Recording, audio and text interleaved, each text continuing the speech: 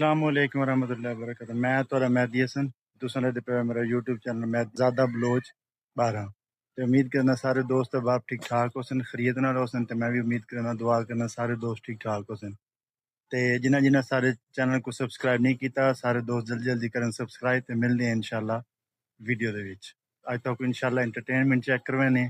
ते दोस्तां नाल भी मिलदे हैं इंशाल्लाह। अल्लाह खैर करे। तुसां जल्दी जल्दी मारो सब्सक्राइब ते मिलदे हैं ईजली देख के मली रहिंदी भी।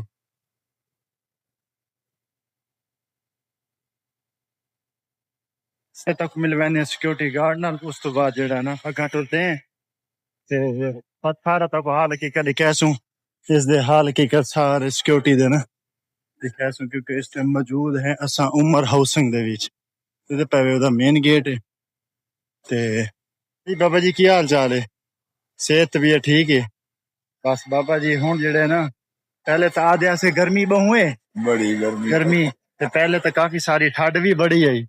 आई कि नहीं बड़ी बारिशां जो आई हैं ते हुण तां आज तक काफी सारी जेड़ी है ना गर्मी है दोस्तों ते हैं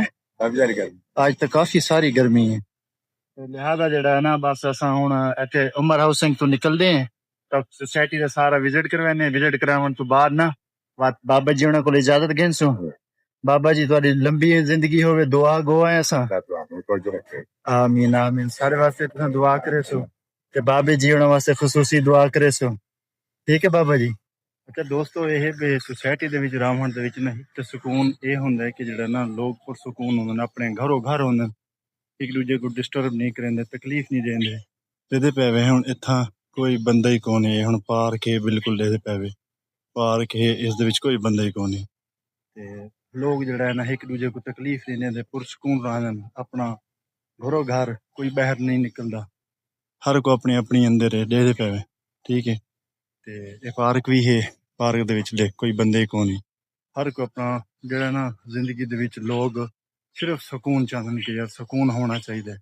ते लिहाजा जेड़ा ना इस गल को तुसां एग्री करे सो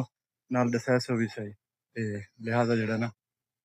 आबाद रहो खुश रहो मेरी दुआ है नेक्स्ट इंशाल्लाह मिलदे हैं अगले व्लॉग विच।